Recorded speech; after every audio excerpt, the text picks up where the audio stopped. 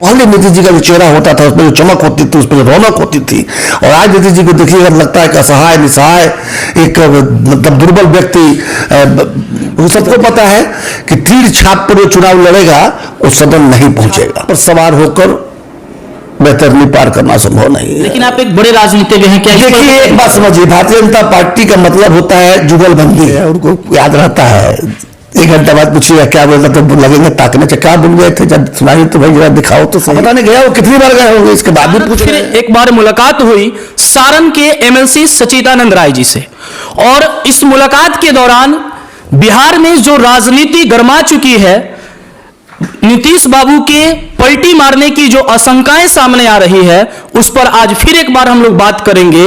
और पूरा मुद्दा पर बात करने से पहले आप मेरे नमस्कार को स्वीकार कीजिए। मैं हूं राहुल कुमार सिंह और आप देख रहे हैं आरके 24 न्यूज। सर, आपका मेरे चैनल पे स्वागत है। बहुत बहुत धन्यवाद राहुल जी। सर, मैं आपसे एक सवाल पूछूंगा कि कुछ ही दिन पहले, कल या परसों की यह घटना है कि जदयू के राष्ट्रीय अध्यक्ष ललन सिंह और अशोक चौधरी जी के बीच विवाद हो जाती है, वो भी बिहार के मुख्यमंत्री नीतीश कुमार जी के सामने। देखिए विवाद तो पहले भी होते रहे, लेकिन इस तरह से उजागर नहीं होता था, क्योंकि लोगों को विश्वास था कि नीतीश कुमार जी के नेतृत्व में पुनः चुन के आएंगे, तो नीतीश कुमार जी की कृपा बनी रहे, इसलिए उनके सामने कभी वो लोग अपना जो भी मतभेद होता था उसको उजागर नहीं करते थे। आज उनको लग गया है कि ये नैया तो पार नहीं कराने वाली, इस नैया पर चढ़ेंगे तो डूब जाएंगे, इसलिए बौखलाहट जो है खुलकर सामने आ रही है। अशोक चौधरी जी पढ़े लिखे विद्वान आदमी है, ललन बाबू विद्वान व्यक्ति हैं। आज अगर वो दोनों नीतीश बाबू के सामने भिड़ गए, इसका मतलब यह है कि दोनों ने ही मान लिया है कि नीतीश जी के नेतृत्व में अब उनकी नैया डूबने वाली है। यही है, और क्या, उसका बहुत ज्यादा मतलब निकालने की कोशिश मत कीजिए। अच्छा, ये बताइए कि नीतीश कुमार जी के सामने यदि उनके नेता आपस में उलझ जा रहे हैं, तेजस्वी यादव जी और नीतीश जी इस पर अगर कोई पकड़ नहीं है, तो इसका अर्थ ये हुआ कि नेता पर पकड़ उनका कम हो गया है। बिल्कुल, नेता पर किसी चीज पकड़ नहीं है, ना सरकार पर पकड़ है, ना पार्टी पर पकड़ है, ना अपने सहयोगियों पर पकड़ है, ना नेता पर पकड़ है, ना गठबंधन पर पकड़ है, ना अपने ऊपर विश्वास है। पूरी तरह से एक हारा हुआ जो व्यक्ति होता है।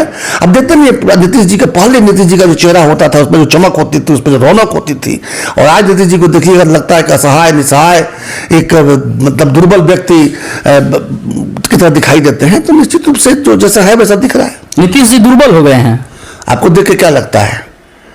पहले मैं नीतीश जी के भाषण में कहा तो सुना हूं यूट्यूब में जाकर, एक विद्वान व्यक्ति की तरह बात करते थे, लगता था कि एक कॉन्फिडेंट और विद्वान व्यक्ति बात कर रहा है। आजकल सुनते हैं कैसे कहते हैं, उसको कुछ आता है, उसको दिखाई देता है कितना विकास हो रहा है। क्या विकास हो रहा है बिहार में? यही विकास हो रहा है ना कि यहाँ से सारे बच्चे पलायन कर जा रहे हैं, वो चाहे पढ़ने के लिए बाहर जाए और चाहे मजदूरी करने के लिए बाहर जाए। इसको विकास कहते हैं, शर्म नहीं आती कहते हुए आपको, लेकिन वो पता है कि झूठ बोल रहे हैं, इसलिए वो दुर्बलता दिख जाती है। भाजपा के साथ ऐसा कयास लगाया जा रहा है कि फिर वो जाने वाले हैं, इसमें कहां तक सच्चाई है? देखिए, वो जाने वाले हैं, हमेशा तैयार रहते हैं। ये तो खुद उनके भतीजे ने कह दिया था, पलटू चाचा कह के, हमेशा पलटने के लिए तैयार रहते हैं। वो कभी एक जगह ज्यादा देर टिक नहीं पाते। लेकिन भारतीय जनता पार्टी जरूर इस बात सोच रही होगी कि क्या नीतीश जी को ले आने से फायदा होगा कि नुकसान होगा। क्योंकि सबको पता है कि तीर छाप पर जो चुनाव लड़ेगा वो सदन नहीं पहुंचेगा, बिल्कुल अपना वो जमानत बचाने के लिए प्रयास में रहेगा, न कि जीतने के प्रयास में रहेगा। और वो चाहे जिस गठबंधन में हो, चाहे भारतीय जनता पार्टी का गठबंधन करके तीर छाप पे कोई चुनाव लड़े, या तथाकथित महागठबंधन या इंडिया गठबंधन जो कहा जा रहा है उससे लड़े, तीर छाप पर सवार होकर बेहतरनी पार करना संभव नहीं है। अच्छा सर, ये भारतीय जनता पार्टी जो है, इस भारतीय जनता पार्टी के जो छोटे छोटे कार्यकर्ता हैं, ये कहते हैं कि नीतीश कुमार जी के साथ भाजपा कभी नहीं मिलाएगी या नहीं मिल पाएगी, लेकिन आप एक बड़े राजनीतिज्ञ हैं, क्या? देखिए एक बात समझिए, भारतीय जनता पार्टी का मतलब होता है जुगलबंदी। दो ही लोग तय करते हैं कि जमाने से देखिएगा, वो चाहे श्यामा प्रसाद मुखर्जी, पंडित दीनदयाल उपाध्याय का जमाना हो, या अटल आडवाणी का जमाना हो, या मोदी शाह का जमाना हो, भारतीय जनता पार्टी हमेशा जुगलबंदी से चलती है। और दो ही लोग जानते हैं कि क्या होना है और क्या करना है, बाकी सब लोग केवल कयास लगा सकते हैं। बाकी चुटभैया नेता क्या बोलते हैं इस पर ज्यादा तवज्जो मत दीजिए। अच्छा सर, ये है कि आप जो चुनाव सारण से जीते हैं, लेकिन आपकी जो यात्राएं चल रही है जनसुराज के साथ, वो पूरा बिहार भ्रमण कर रहे हैं। क्या आपका मतलब कि आपकी मकसद क्या है? देखिए, आपने देखा होगा जनसुराज अभियान जो शुरू हुआ है प्रशांत किशोर जी के नेतृत्व में, अब तो 1 साल पूरा हो जाएगा 2 अक्टूबर को, और गांव-गांव जाड़ा गर्मी बरसात सबको जो है पीछे मतलब पछाड़ते हुए प्रशांत किशोर जी तपस्वी की तरह जो तपस्या कर रहे हैं, वो बिहार के वोटरों को जागरूक करने का, जगाने का प्रयास है। और हमारे जैसे कई सिपाही इस अभियान से जुड़ गए, मैं अकेले नहीं हूँ, अनगिनत लोग जुड़ गए हैं। जहां जहां से पदयात्रा गुजरी है, चाहे जहां जाने वाली है, वहां से जन सैलाब, अच्छे लोगों का, सही लोगों का, जो जिनका दिल बिहार को धड़कता है, वैसे लोग जुड़ते चले जा रहे हैं। तो निश्चित रूप से ये अभियान तो केवल एक जिले से तो व्यवस्था नहीं बदल सकते ना। अगर एक सीट जीतना या हारने से व्यवस्था बदलने वाली होती तो हम तो 2 बार जीत गए, व्यवस्था बदल चुके होते। व्यवस्था बदलनी होगी तो हमको बहुमत देना होगा, और सत्ता नहीं, व्यवस्था परिवर्तन के लिए सरकार बदलनी होगी, और उसी प्रयास में लगे हुए, इसी भी यात्रा हो रही है। क्या जनसुराज लोकसभा की चुनाव लड़ेगी? अगर राजनीतिक विकल्प देने की बात हो रही है तो कोई भी चुनाव नहीं छोड़ेंगे, लोकसभा ही क्यों, कोई बीच में कोई चुनाव भी आ जाएगा तो भी लड़ेंगे। अभी शिक्षक प्रतिनिधि का उपचुनाव जो हुआ था, जहां जिन 5 जिलों में पदयात्रा मतलब हो चुकी थी या हो रही थी, वहां हम लोगों ने चुनाव लड़ा, लड़कर जीत के दिखा भी दिया, क्योंकि लोगों का जो समर्थन था तभी जाके जीते। तो चुनाव तो लड़ेंगे, और कब लड़ेंगे, कैसे लड़ेंगे, प्रारूप क्या होगा, दल बनाकर लड़ेंगे कि बिना दल बनाए लड़ेंगे, ये ना प्रशांत जी बता पाएंगे ना मैं बताऊंगा। हमारे साथ जो लोग जुड़ रहे हैं, उनकी जो पंचायत होगी वो बैठकर तय करेंगे कि दल बनाकर चुनाव लड़ना है कि बिना दल बनाए चुनाव लड़ना है, किन किन सीटों पर लड़ना है। ये सब तय समय सापेक्ष, अभी आज कुछ कहना कठिन है। आप जनसुराज के एक मजबूत साथी, उसकी सारथी हैं, साथी भी हैं। मैं आपसे पूछूंगा कि जो भारतीय जनता पार्टी महिला विधेयक पास की है, महिलाओं को आरक्षण देने की बात कही जा रही है लोकसभा में, इसका आपका पार्टी जो है, आपका जो जनसुराज अभियान है, उसको समर्थन करता है या उसके पक्ष में क्या विचार रखता है? पहली बात तो मैं जनसुराज का एक सिपाही हूं, और सारे सिपाही साथी हैं तो उस हिसाब से मैं साथी भी हूं।